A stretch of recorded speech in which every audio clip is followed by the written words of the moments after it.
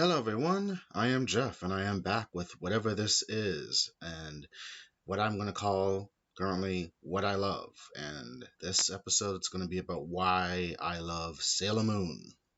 Uh, from my previous video I did, Why I Love Ranma One Half, I have to apologize that the volume is very low. I wasn't using the microphone when I did it initially, and it kind of turned out to be successful, but at the same time very bad due to the volume, and I do apologize. I have no idea how I'm doing this. Not uh I'm not very good with this whole technology thing when it regards to the whole recording thing and everything, because I just know how to do the recording and shit. And yeah, so please bear with me, but I have the volume louder so you can hear me with that mic. I just want to seem like I'm screaming. So, but currently, as I'm seeing now, it's like kind of in the yellow and not like in the red. Because if it was in the red, I would just stop this completely. So yeah, and for also, I should probably bring up more things about it, because Ranma One Half was pretty much like my second or third wave of how I got into anime when I was like a kid in like the mid around the 90s. Uh, just buying it on VHS and just going to Suncoast and or Sam Goody just to get the goods. It was such a good time to be an anime fan because this shit was still underground and not really well known as it is now, even though anime is still kind of like taboo. Well, no, that's not the word. It's still pretty much a foundation that it's here. People know about it, or at least have knowledge of it, but it gets a bad rep due to how some fans are, like the extreme fans or gatekeeping, which sucks, by the way. So don't do that. Gatekeeping sucks. Let people enjoy what they want. And also, there is a generation gap with the whole anime thing, and I get it.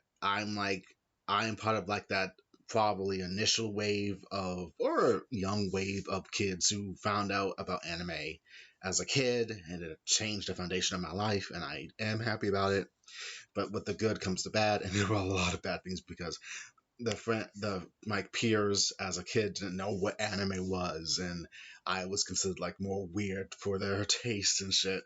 So it was just one of those things you just learn to like keep to yourself, sadly, and just deal with. I mean, I did have people who knew about it later, but it still kind of sucked because they weren't like really into it as much as I was, and I really didn't have like that group dynamic to really talk about it and think about theories. And I guess it almost happened, but it didn't really connect because these aren't really my friends. They're just like whatever.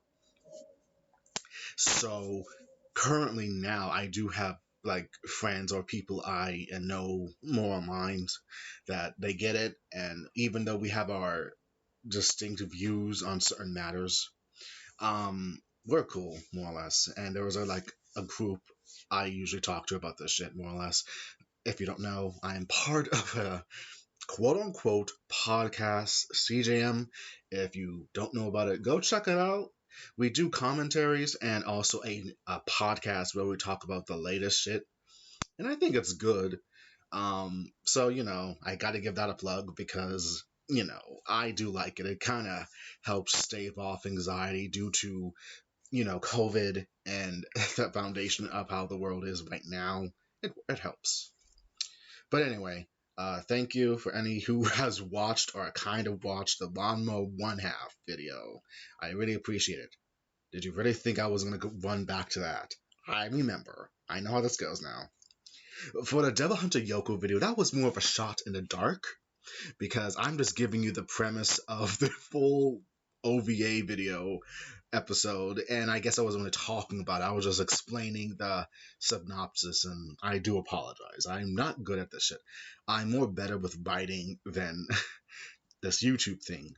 I'm merely doing this just to stave off boredom on a Saturday morning as I'm about to eat breakfast and shit. And, but as you see, Sailor Moon and why I love it. That's the name of the episode. So let's get started.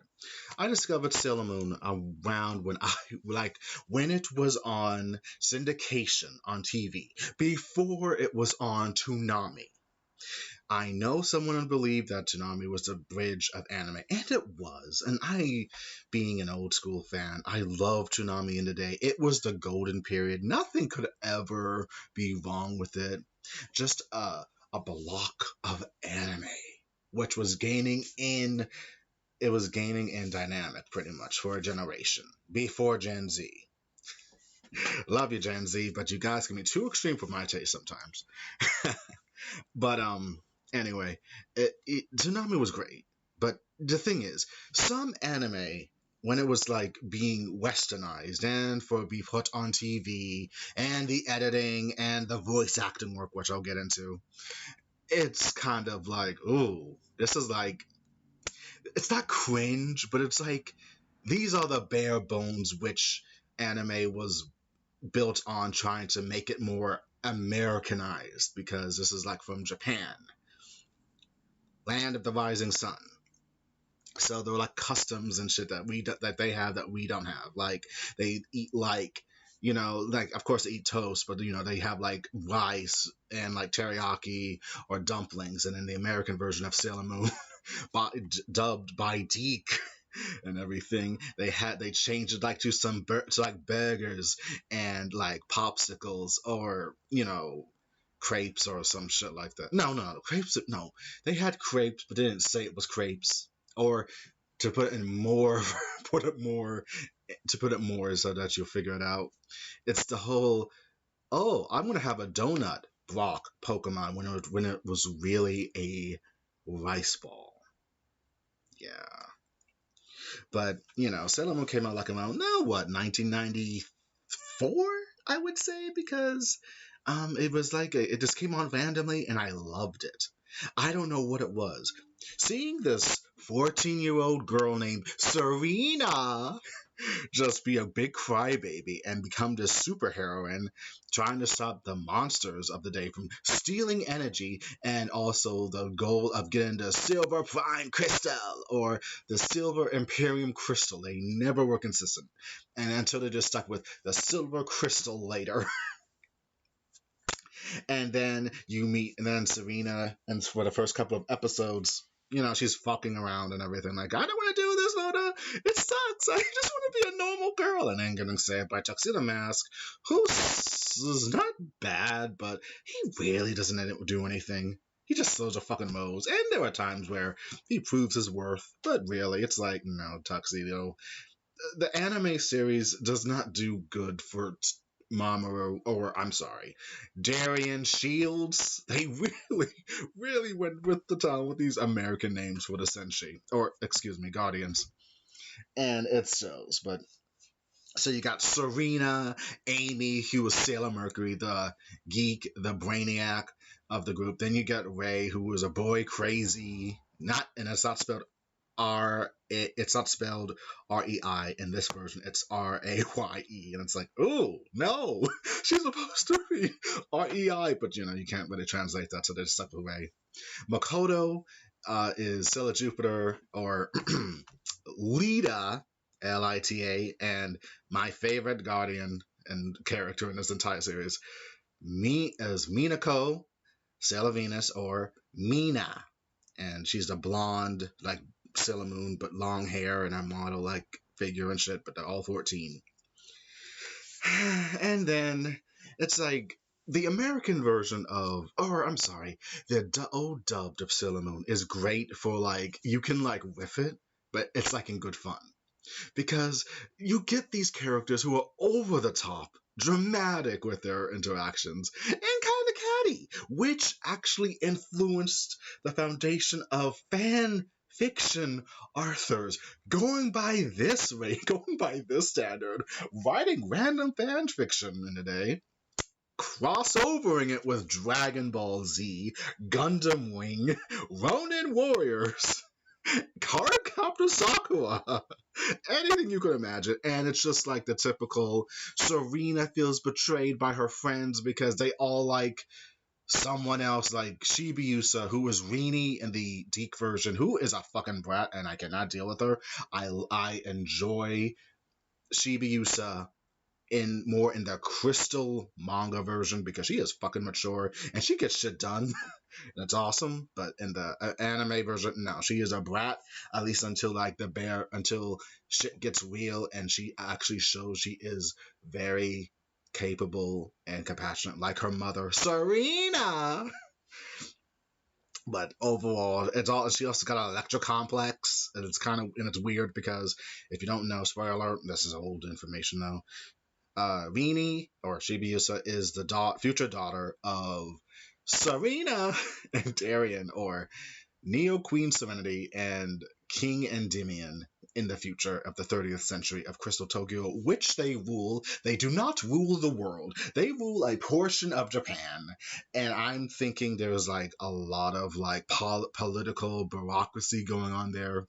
But, given the fact the future is like bright and there's a fucking crystal palace in the middle of Tokyo, I think she pretty much just, was able to like gain power through legitimate means because, reasons, because destiny, and she just used a crystal and made shit just beautiful in Tokyo, the center hold of the world of Japan.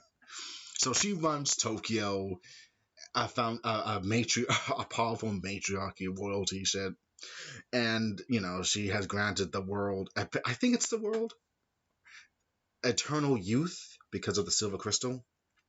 It is great, but it's like you just know that they will run Tokyo in the future. How it came to be, no one knows because it's alluded to in the anime that something happens between the 20th century and 30th, and now it's now the 21st. So they updated that term in the Crystal and later in the Crystal, I believe. I'm not sure. I gotta watch that shit again. And it's like something happens. Well, no, not no, no. I'm sorry. That's the 20th century in the anime because that's where it took place from 1992 to 97. That's the 20th century. Please, I suck at these. I suck at history. Sorry, but I believe it is the 20th century from 1992 to 97. It's the 20th century. Um, and I could actually start googling. The 21st century began in 2002. In 2000 because I was Y2K. But you know what? Just go with it.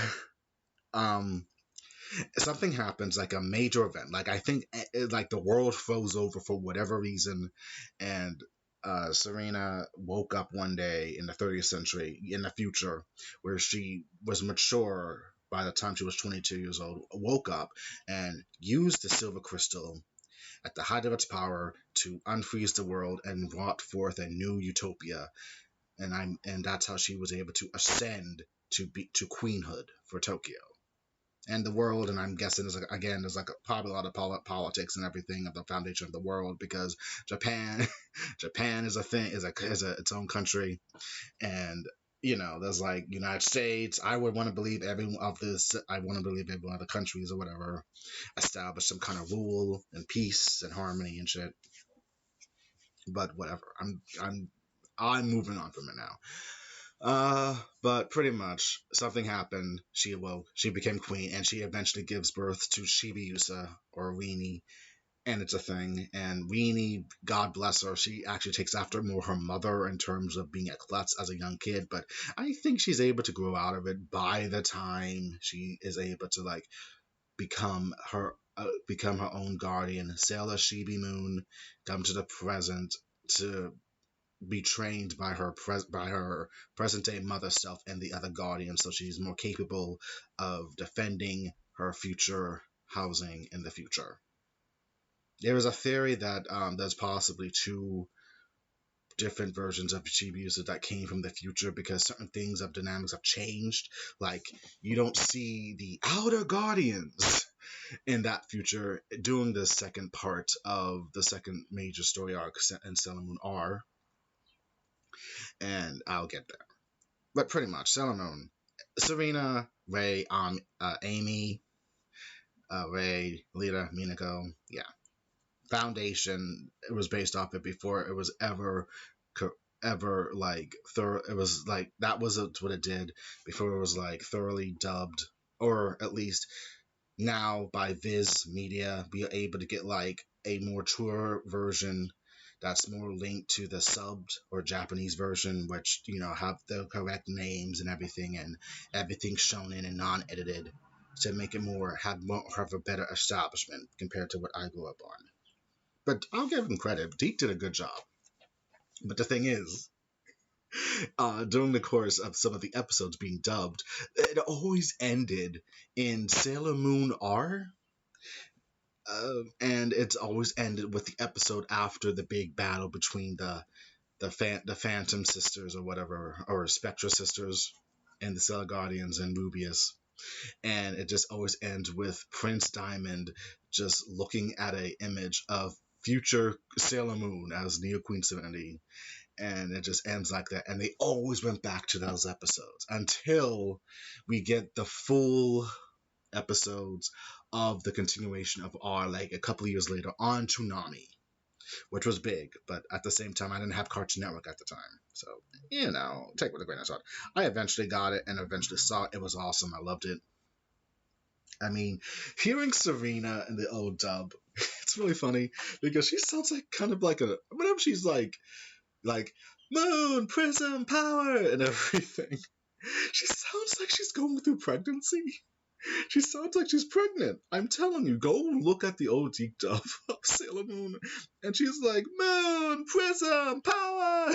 She sounds like she's pregnant. No, she sounds more like she's pregnant during the Doom Phantom battle, where she's Neo Queen Serenity, and she's using the crystal, and she's just like grunting her way through she's grunting her way into the battle, like or something. And it is so fucking hilarious in hindsight, and I give so much credit because the comment section went wild, like, damn, she about to drop puppies. Like, yes, she is, because she sounds like she's pregnant. Like, Jesus Christ, Canada, you could tone down the. We know that she's in pain, but we don't need to make it so. I don't know, to use a reference, Jean Grey of the X-Men animated series, when she's just like, Scott! And everything. And, she's grunting her way and like, Scott, Logan, someone help me. Or some shit like that. If you get it, if you get that reference, thank you. It's a thing. But anyway, the Sailor Moon, why I love it is because it's what brought me into anime. One of my top 3 favorite animes of all time, and I hold this in high regard, warts and all, including the Deke dubbed. I hold that in regard. And the thing is, it's great. Unfortunately, I guess as the time goes by, some anime isn't like pretty much like in high standings due to like it's like an issue like through like syndication, more like through the hype, like we got your My Hero Academias now, but what is it? What is it? Black Clover? I've never watched it, and I don't plan to. Um, that and oh god, there are so many other that's pretty much big right now. It's just a lot of big anime, and I can't even name it. I do not know why I'm having a brain fart. I'm usually better at this, but maybe it's because it's like the morning and shit, and I just want to get this out the way. But we get like Sailor Moon's big. It still holds a big thing for everyone who's grown up with it, even now, in which I encourage just watch the series. More, I would say, watch the Crystal version, even though I am aware of how bad some people have said about it. It's actually pretty watchable because it just like compresses it's like follows the manga almost to a T. Like seriously. It's like what 12, it's like the first arc of Crystal is like 14 episodes, and that gives you volumes 1 through like what 3 volumes 1 through 3 for those 14 episodes of the 3 volumes in the manga. Then volumes like 4 and 5 and maybe 6 of the manga version for episodes 15 to 24, 25. That's pretty good. It just gives you everything. Doesn't have no monsters of the week. Nothing. Just gives you a story of a girl who has to find her grit to save the world and everything. Find her friends and her guardians and save the world, and it's great. And then we get season three, Infinity for Crystal, which is one of the best arcs because we are introduced to, oh god, Sailor Uranus and Sailor Neptune. Haruka Tenno, Michiru Kayu, Amara and Michelle in the Deke dub, and they are kissing cousins. Why they would do that is beyond anyone's guess, but it's become a fucking meme and rather infamous at this point in the anime fandom because why would you make two people who are clearly lesbian couples who have who have the biggest romance in the entire series?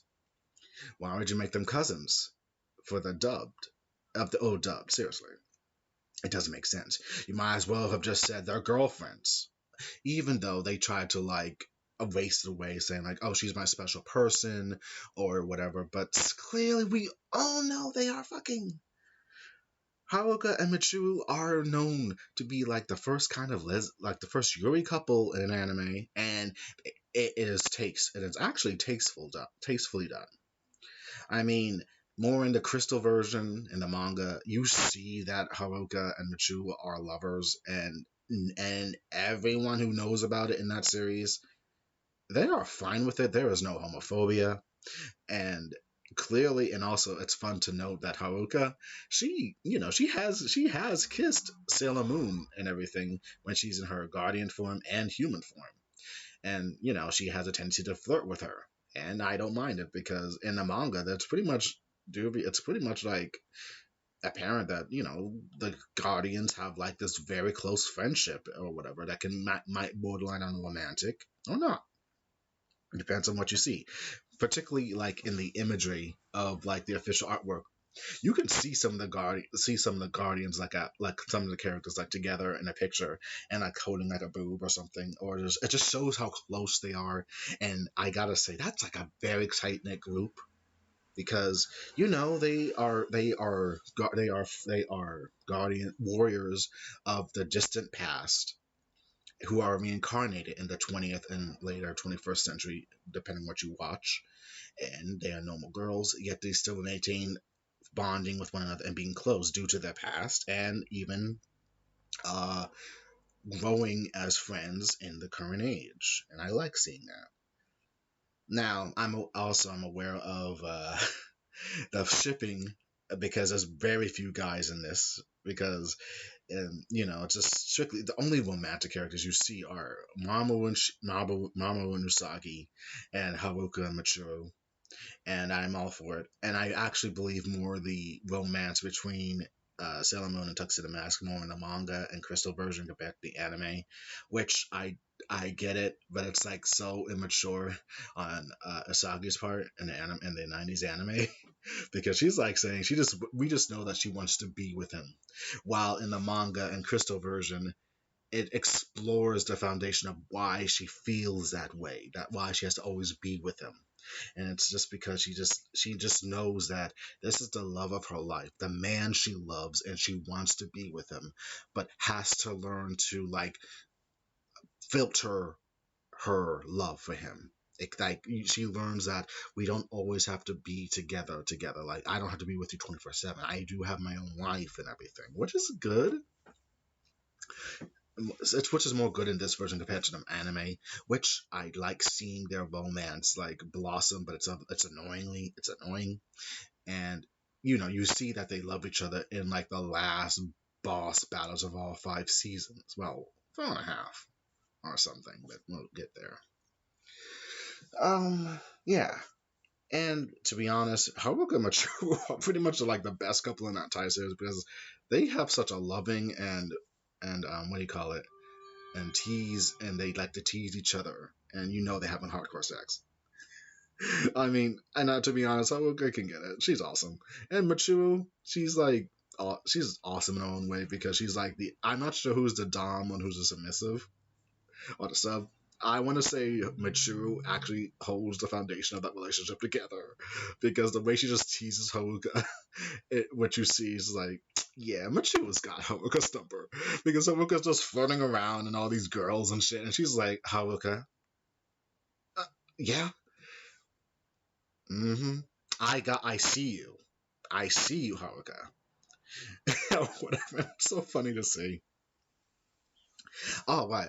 How could I forget the other couple of Senshi? Setsuna Mayo, or Trista Mayo. She is the guardian of time and one of the more characters who was not really used in the anime and sadly dies, but always winds up somehow coming back due to reasons that differs from the original material in the 90s anime. She, being the guardian of time, she is like what you would call like eternal. We don't know how she's able to come back because there might be a theory that she has another version of herself at the Kind Gauge and she just makes a doppelganger of herself or whatever. But the thing is, Sailor Pluto's always is forever guarding the door of time, which makes seem like time is linear. Even though there could be like various timelines she does watch over and maybe make sure they don't converge on one point or something. But you have to like do a lot of reading and come up with your own theories. But pretty much, time is linear. There's the past, present, and future. She says in the anime that the future is what you should not know your future. You just have to determine just use your choices and believe in a brighter future. So pretty much, even if like Chibiusa, we all know it's pretty much it's destined and inevitable. Chibiusa will be born to Mamoru and Usagi in the future, but whether this changes, like say Usagi and Mamoru could just give birth to Chibiusa now, something happens where they're all frozen in time, and they grow up and Asaki awakens and faces the world and everyone's like forever 22, which is questionable, but okay. Or whatever, or the age you unfrozen and established her reign or whatever, and just said, okay, my baby's fine, or she gets pregnant before the initial freeze or whatever and then gives birth later after 9 months or whatever, but we don't know. And that happened because things will happen, but I want to believe that even though things will happen, certain things will change, like the Outer Guardians coming into the line and being part of this future with everyone. And also not also maybe guarding Osaki, but I want to believe that the females do wind up getting, I don't know, some other love interest other than each other. Like I'm all for the Minako Ray thing, but I believe that's just a respect friendship thing for all of the girls, the teenage girls and everything. Because that's not romantic in my opinion. I mean, it can be kind of sexual, yeah. I mean, damn, they know how to do good poses in the official artwork and whatever you see, particularly in the manga.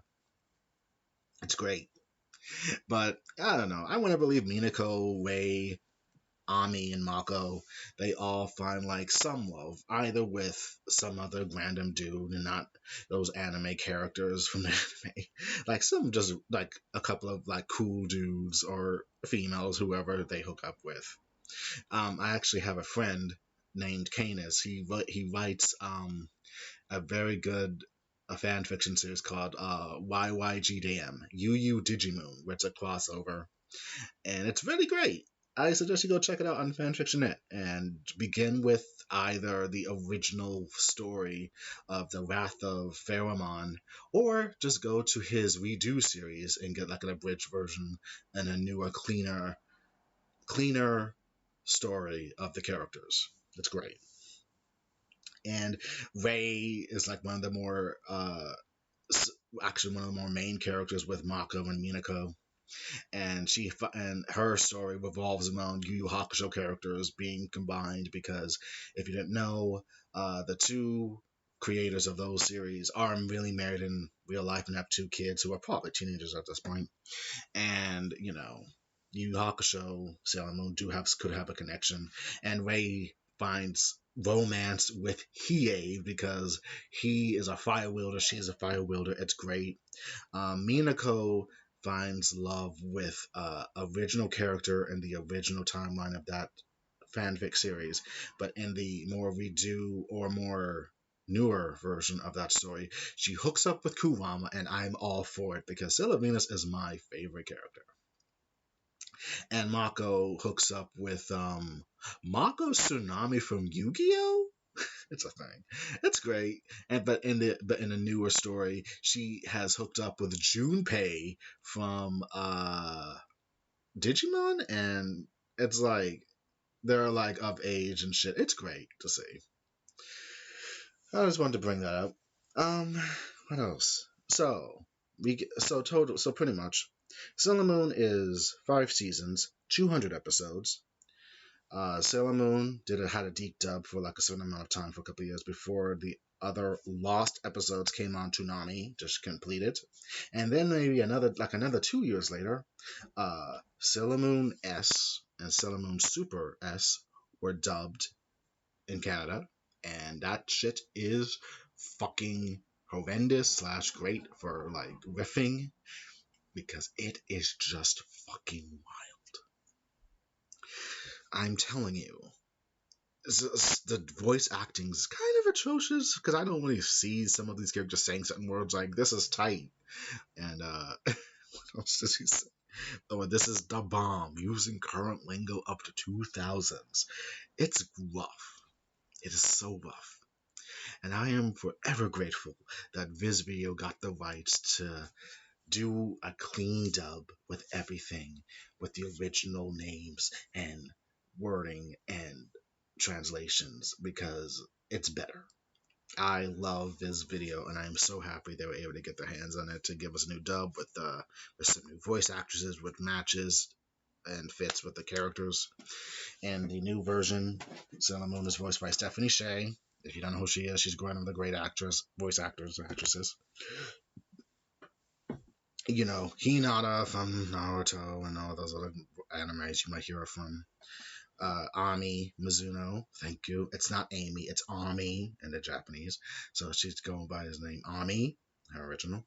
And she's voiced by Kate Higgins. And if you don't know who she is, she was the original voice of Saber in the 2006-7 dub of Fate Stay Night by Dean Studios. Great anime, by the way. I don't care what anyone says. I mean, I love my Unlimited Blade Works, Zero, Heaven's Feel movies. But I love that Kate Higgins voice Saber first. Go watch it. It's great. Voice work alone with Kate Higgins as Saber, and she just says Excalibur. Great to hear. She voices her, or if you want to know by, she also voiced Sakura Hamano in Naruto and Sakura Sax. I get it. I've heard it all before. I'm not gonna get involved in that shit. I know what I'm aware. But yeah, Kate Higgins as Ami Mizuno, Sailor Mercury. Christina V is Sailor Mars, and I love Christina V. She's great. She's been in various animes. She's been in various anime and games, and I think she dates Griffin Burns now. And yes, I'm aware of the voice actresses and their little connections sometimes that they either date each other, and it's like great to see. But it's like if they break up, I wonder how it's gonna feel. I mean, it feels like we're watching it's like Britney Spears and Justin Timberlake breaking up in a day. But I wish them all the best.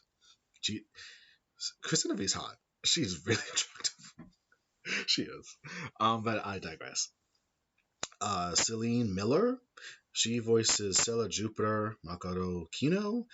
She is the voice of Boruto, I believe, and she's been in a lot of animes herself lately. I know her more from Excel World, which is another anime series I love, and I'm reading a light novel. I might do a video on that. We'll see. I probably should. But she voices her. Jeremy Lee voices Minako. I know, Sailor Venus, and I love her. And I guess I should explain why I love Sailor Venus. I don't know. It's just something about her bubbly personality and how she wants to be an idol, and that. But she's also the flipping leader of the Inner Guardians, and she has good leadership qualities. and particularly in Crystal and in the manga version, she really holds her own. She's not just as ditz as the original dub portrayed. And I stand by. Her character gets decimated as the original anime goes on, and I will get to it soon. But I love Sharon Milley. I got an autograph and I got a picture of her, and I of course have saved that shit, and it's awesome. Um, Erica Mendez, who you might know from Kill la Kill, Ryuga, or Hunter x Hunter as that main green haired character or whatever. She voices Haruka Tenno, Sela Uranus. It's great to hear because she does do more tomboys, even though she can do the girl voices. She is better known as just being a flipping tomboy. Um, Lauren Landa voices Michiru Kayu, Sela Neptune, and Lauren Landa. I know her. She's the voice of various characters, and I know her from Blaze Blue, and she is the voice of Lychee Failing. Veronica Taylor voices Setsuna Mayo, Stella Pluto, and you might know Veronica as the original voice of Ash Ketchum from the original Pokemon series, and also briefly as Nico Robin in the 4Kids dubbed of One Piece. And she put a more southern twang to it, if you know what I mean. And because you see Nico Robin in the fucking cowgirl suit or some shit like that, and it's like, of course you're gonna give her a southern Texan accent. Come on now, that's kind of too close. But whatever. I like hearing Veronica Taylor. I like she's good for the mature guardian of time. Christine Cabanos voices Hatoro Tomoe, and she's Stella Saturn. It's great to hear her. I believe she's also the voice of. I know more from the Hyper Dimension Neptunia series as Nepgear, and so hearing her voice as Saturn, one of the characters who was not mostly used in the 90s anime because she just appears for like 5 seconds and then just pieces out, and then eventually appears in the final season where she is barely in any episode. So she's the least used character in the entire series until we get to Crystal. Bobby Damon voices Mamoru Chiba, Tuxedo Mask, and then you get your seasonal villains for like all of seasons 1 through 5. They're all great with the characters they do. I love hearing Lucian Dodge. I think his name is I used to know some of these voice actors voices offhandedly, and now I'm older. It's like, God damn, I can barely. Liam O'Brien, Todd Habercorn, Lucian Dodge, Patrick Seitz. I forget who voices Queen Barrow.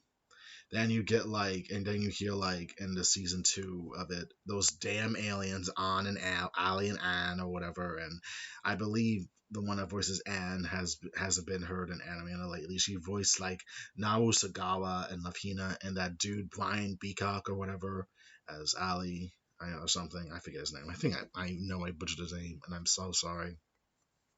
Then you get to the other characters, like the Spectra sisters, Rubius, Esmeralda, Damand, and his brother and Doom Phantom. I know Keith Silverson voices Professor Tomoe in the 3rd season, and I believe I hear, oh goodness, what's her name? Not Dorothy Fawn. I forget her name, and I'm disappointed in myself, but she's been in various animes too. And then eventually season 4 happened, oh god, which sucks. But you hear a lot of them, and I believe the one that voices Stella Galaxia is the one that voices Satsuki from Kill la Kill, and she makes a great Stella Galaxia because she says, "Bow down, you worms!" She's great as Stella Galaxia. I love her. All the voice acting work is great. Everything's on point for those series. What else do I want to say? What I love about it? I guess it's also just the lore and the characters themselves having these awesome attacks or great attacks, and it's just so showy. And they have to use more teamwork because they're more for their teamwork as a unit compared to the like other anime counterparts that just destroys them in one blow. But it's great to see. And in the 90s, it's established they have like they use these attacks, and sometimes it don't work depending. But in the manga and Crystal version, these Guardians actually have more power wise. They're like very on par. Like they can actually kill monsters with one attack with their attacks because they're a little bit more deadly. And it's great to see. I love that. And apparently they can fly. It's baffling to see that they're flying and shit. Like, wow, they didn't do that in the original anime. And they have like these other better attacks and everything, which is like very fun to see. What else about it? Why else do I love it? It was just a time period for me, and I didn't know what I was watching, and I saw it randomly come on, and I enjoyed it because it was just a random cartoon before I realized it was anime from Japan. And why I love it, I don't know. I just feel like it has like, even though it's like has like a lot of face faults and like randomness with certain things, I think at its core, Sailor Moon has like a deep lore that's pretty much either linked to Roman or Greek mythology due to the characters which elements they represent, and a symbiotic thing, like with like eternal love, but with Mamoru and Minako, sacrifice, um, and also one of loyalty and friendship and love and protecting what you want with your own hands, even if you meet up with despair and believing in something much, much more greater than you. Yes, Asagi, Sailor Moon, is considered like to be some kind of big savior, but when I say that, it sounds like I mean it in a bad way, like as an exasperating way. Sailor Moon Asagi has a capacity to love that is of a great scale. One could say she is like a empathetic woman. She's an empathetic, genuine person who truly does love her, but truly loves her friends, would do anything for them, and believes in the foundation of the world, even no matter how bad it gets. It's not that she's stupid, but it's not like she's naive. She knows that humanity can be bad, but she chooses to believe in something, the light at the end of the tunnel, that you can achieve hope. And of course, she is the foundation of hope because she has saved the world, and she is known as the Messiah, apparently. But of course she's not perfect. I mean, God knows no one is perfect in the series. They got their faults, which is like fun to see.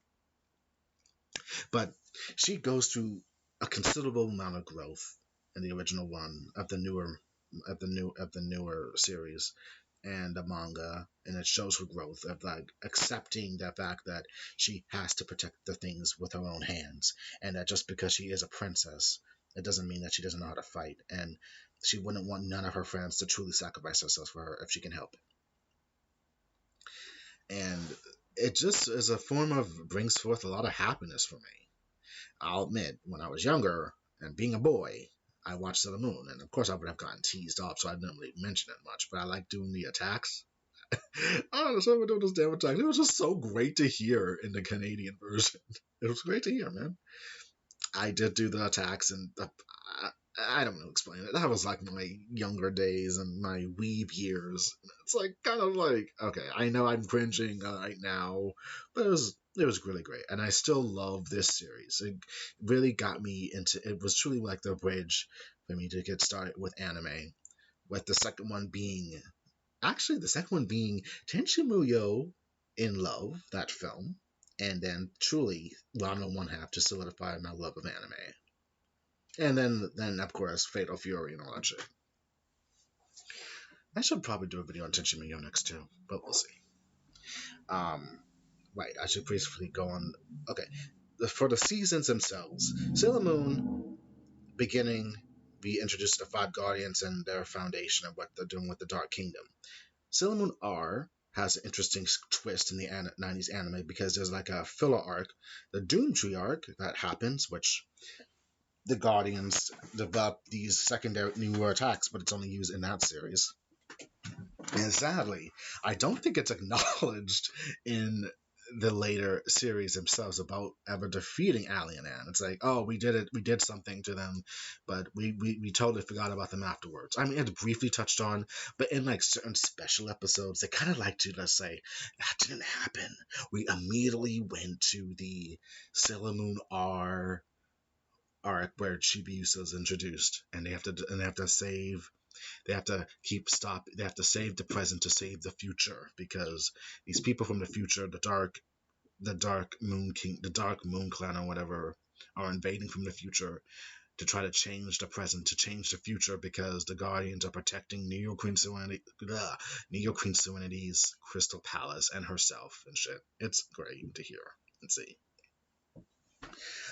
Season three, I think believe season three is like pretty much the favored season of anime fans who know about this, as being introduction of the four other guardians, or I'm sorry, the other three guardians, and a more darker theme of will you sacrifice anything to save the foundation of the world, where Uranus and Neptune have to find the talismans from pure heart crystals, and the Guardians trying to keep up with them and finding out that there are more Guardians out there who do not follow their worldview, and the Outer Guardians are much more mature and stronger, and they're charismatic, and they actually have a respect and liking to the older girls who are like 16 at the start of that series, and I believe by the end of the series they are 17, going on 18.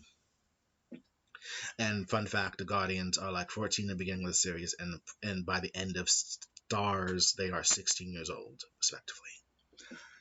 Um, it's great because of Deathbusters and trying to save the world, trying to find these talismans, and Stella Pluto coming in and then learning about Stella Saturn being the guardian of ruin, and if she's a weapon, she will destroy the world, which is kind of true and more in the manga, because she just busts out of there like a bolt and everything, and just says, "You, you interloper, you invader."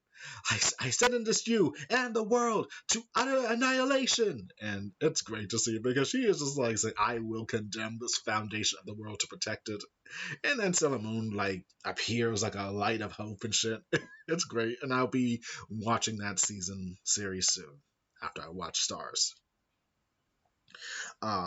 Super S 90s anime sucks. It is my least favorite. I have no patience for it. Chibiusa is oh god, it's just Chibi Moon. Her love for for Pegasus protecting the foundation of dreams is great on paper, but it really just damages the characters overall because she has like appearance just on like a life lesson going through adolescence.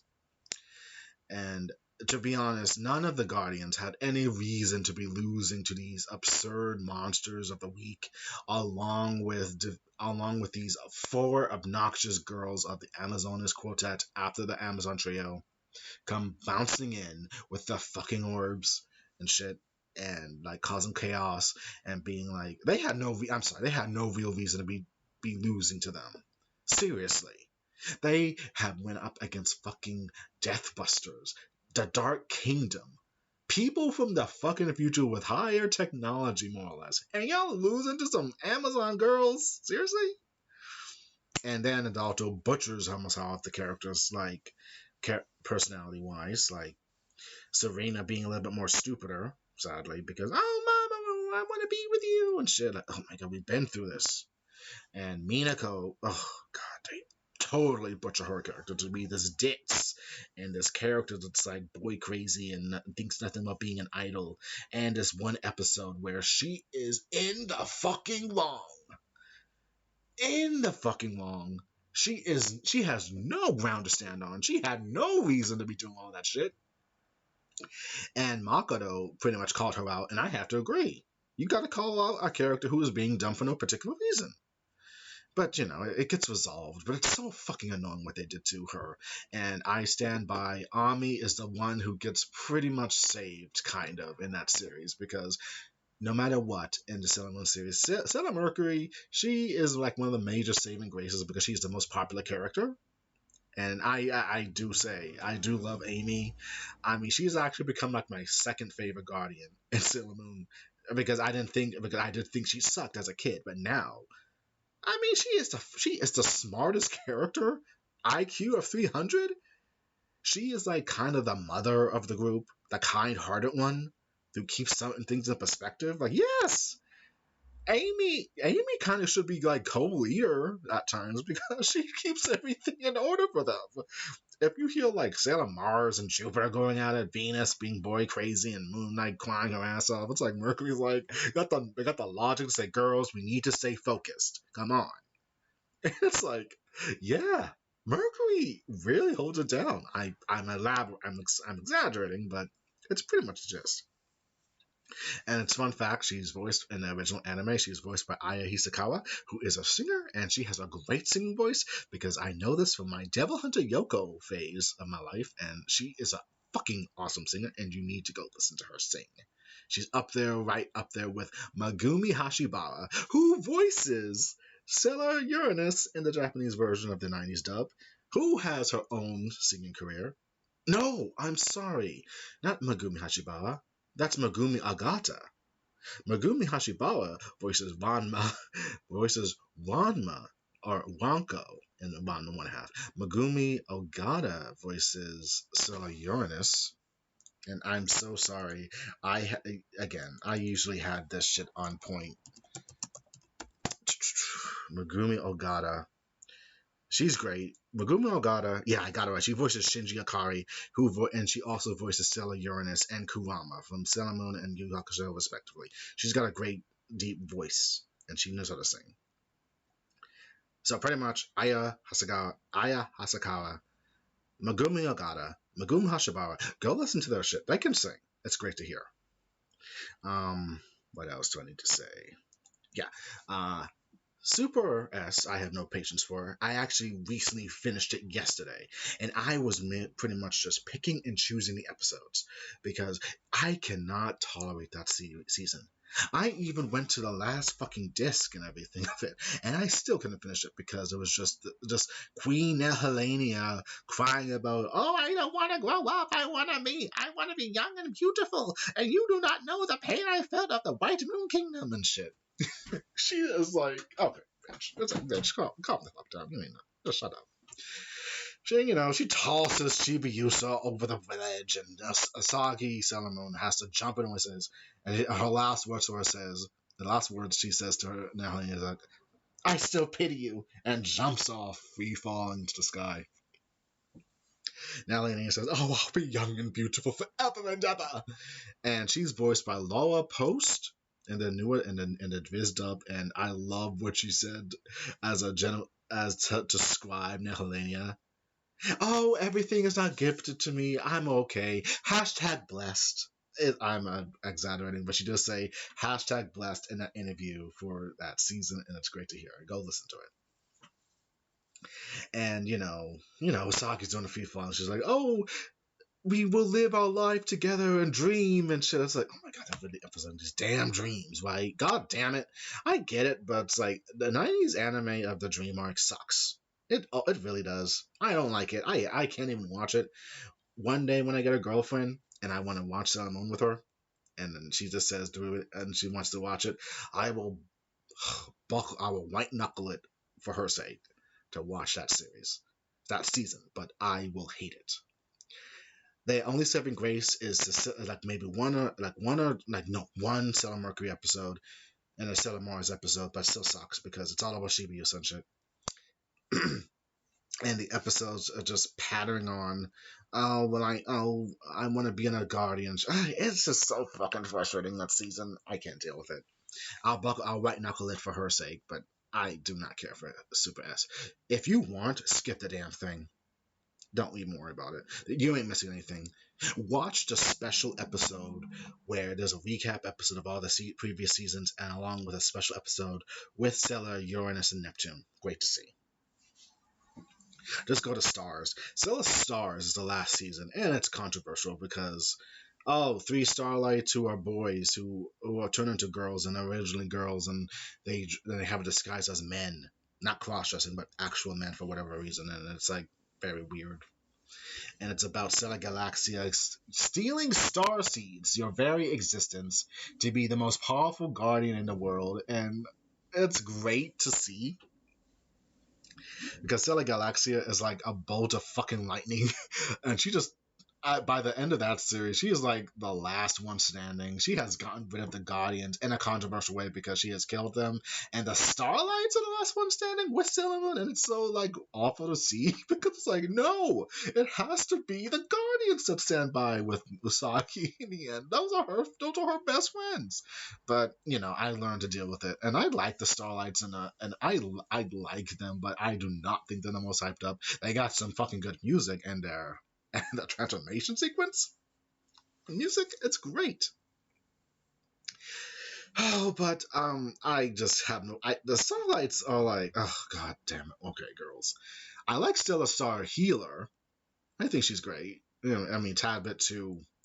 She's had much too much of a bitch. I mean, seriously, they're like the new Auto Guardians of season 3. And it's like, oh, you girls can even keep up with us, and we are going to sacrifice everyone just to save our princess.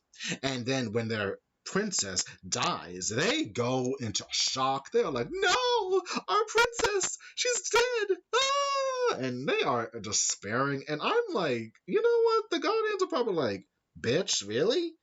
You're oh honey, no. I don't know why you're bitching. Oh, where's all your big gusto about you're going to be sacrificing everyone for the reputation of maintaining whatever you want, and then you're going into ultimate despair because you lost your princess? Seriously? Okay, I see you. I want to think that Sailor Uranus that says it. Sailor Uranus or yeah, Sailor Uranus or Neptune, like dismissing the bitches, like bitch, please. We see you.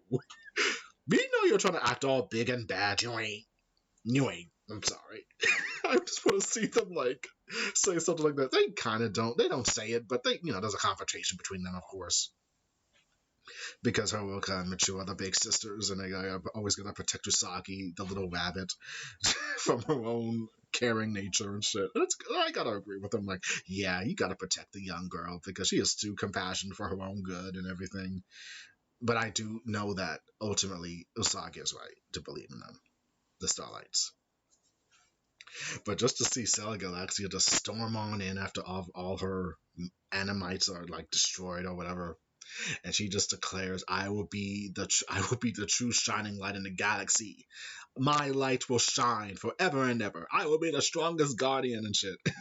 And she just declares the masses are worms, just like Satsuki. They get along great. And Sailor Moon's like trying to use her. I mean, it's mostly just a Flash and Clash episodes, those last 6 episodes. And Asaki's just crying her eyes. She's just crying to the ending. And I don't mean to tease, but it's like she's crying her ass into the ending of Sailor Moon Stars. And she's got this dramatic effect of just screaming and shit and crying. It's like she's not really doing anything. She's just there. The plot happens around her as everyone's dying left and right. And pretty much Uranus and Neptune get the one of the best endings. They're just like saying like, hold me. I've sacrificed everything, and this is where I got me. And I'll burn in the hells of fire, and I'll burn in the hellfire forever. As long as I'm with you, I can bear through it. It is so fucking Romeo and Juliet style drama, and I'm here for it. Like, yes. But luckily and happily, Usagi's able to get her shit together.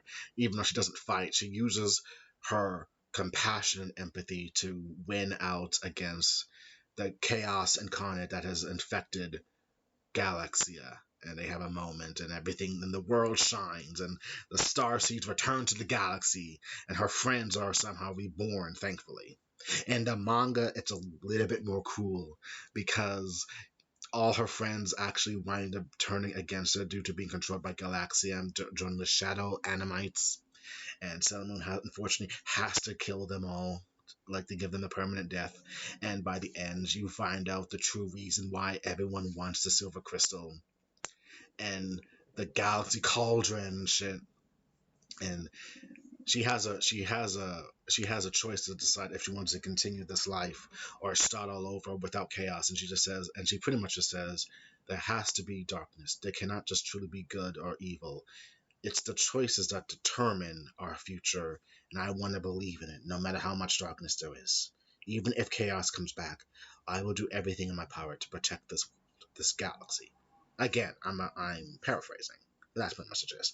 And all her friends are brought back to the current present and back in their bodies to continue out their lives to a future which is to become, which is a future which is to be seen with everyone. So pretty much the future might have just changed, but we'll see. We'll never know that, but it has a good ending. But it's pretty tragic. So the stars.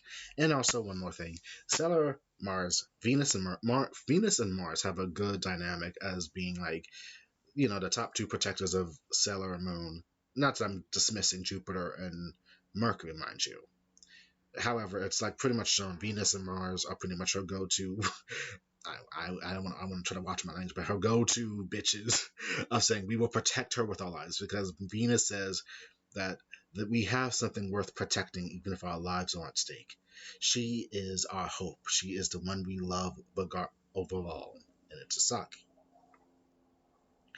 But I also want to believe that one day they will be more open to love with like anyone else other than Usagi because I want to think that Usagi, as much as she knows they love her, ultimately she wants them to live their lives as well, and it's fun to see. And I guess I could probably explain the foundation of why none of the Guardians have like are cursed with love due to the foundation of being guardians of the past, and they have to have to commit themselves to Sailor Moon. But, that's like personal things and everything. But I'll say this much. It is tragic that Sailor Venus did have love in the manga a little bit, but it was her destiny to say you will never truly find love because your ultimate love is your love for the princess who you are sworn to protect. It's good and bad at the same time. And also because, she is the goddess of love, an incarnation of Aphrodite or Venus in a way. It's kind of like I'm sorry. It's kind of muddled about the foundation of each guardian's planetary representation of the Greek gods, because I think they are the foundation of Greek gods are like incarnations of them in a way, because Venus is like the incarnation of Venus, Aphrodite, Ray, Mars, Ares, and all that shit, etc., etc., etc. It's great to hear and see, but you would have to do your own individual looking up and everything. Um, what else? I pretty much have.